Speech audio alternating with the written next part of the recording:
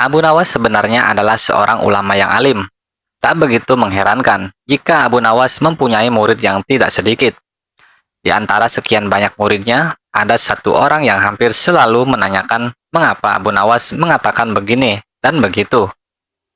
Suatu ketika, ada tiga orang tamu bertanya kepada Abu Nawas dengan pertanyaan yang sama. Orang pertama mulai bertanya, manakah yang lebih utama? Orang yang mengerjakan dosa-dosa besar atau orang yang mengerjakan dosa-dosa kecil?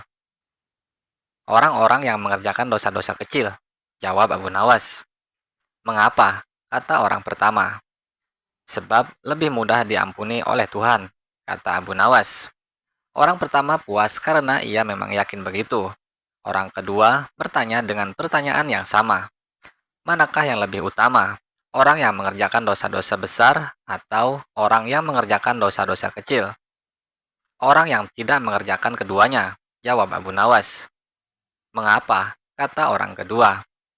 Dengan tidak mengerjakan keduanya, tentu tidak memerlukan pengampunan dari Tuhan, kata Abu Nawas.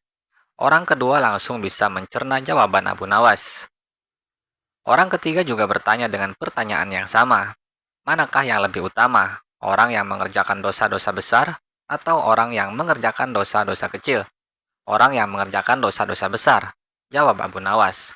Mengapa? Kata orang ketiga. Sebab pengampunan Allah kepada hambanya sebanding dengan besarnya dosa hamba itu, jawab Abu Nawas. Orang ketiga menerima alasan Abu Nawas. Kemudian ketiga orang itu pulang dengan perasaan puas. Karena belum mengerti, seorang murid Abu Nawas bertanya, mengapa dengan pertanyaan yang sama bisa menghasilkan jawaban yang berbeda? Manusia dibagi tiga tingkatan, tingkatan mata, tingkatan otak, dan tingkatan hati. Apakah tingkatan mata itu? Tanya murid Abu Nawas. Apakah tingkatan otak itu? Tanya murid Abu Nawas. Orang pandai yang melihat bintang di langit. Ia mengatakan bintang itu besar karena dia berpengetahuan, jawab Abu Nawas. Lalu, apakah tingkatan hati itu? Tanya murid Abu Nawas. Orang pandai dan mengerti yang melihat bintang di langit.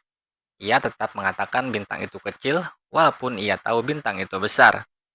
Karena bagi orang yang mengerti, tidak ada sesuatu apapun yang besar jika dibandingkan dengan kemahabesaran Allah. Kini murid Abu Nawas mulai mengerti mengapa pertanyaan yang sama bisa menghasilkan jawaban yang berbeda. Ia bertanya lagi, wahai guru, mungkinkah manusia bisa menipu Tuhan? Mungkin, jawab Abu Nawas. Lalu bagaimana caranya? Tanya murid Abu Nawas ingin tahu. Dengan merayu Tuhannya melalui pujian dan doa, kata Abu Nawas. Ajarkanlah doa itu kepadaku, wahai guru, pinta murid Abu Nawas. Doa itu adalah, wahai Tuhanku, aku ini tidak pantas menjadi penghuni surga, tetapi aku tidak akan kuat terhadap panasnya api neraka. Oleh sebab itu, terimalah tobatku, serta ampunilah dosa-dosaku. Karena sesungguhnya engkaulah zat yang mengampuni dosa-dosa besar. Melihat kisah di atas, bahwa Abu Nawas menunjukkan kecerdasannya dan kerendahan hatinya kepada Allah Subhanahu wa Ta'ala.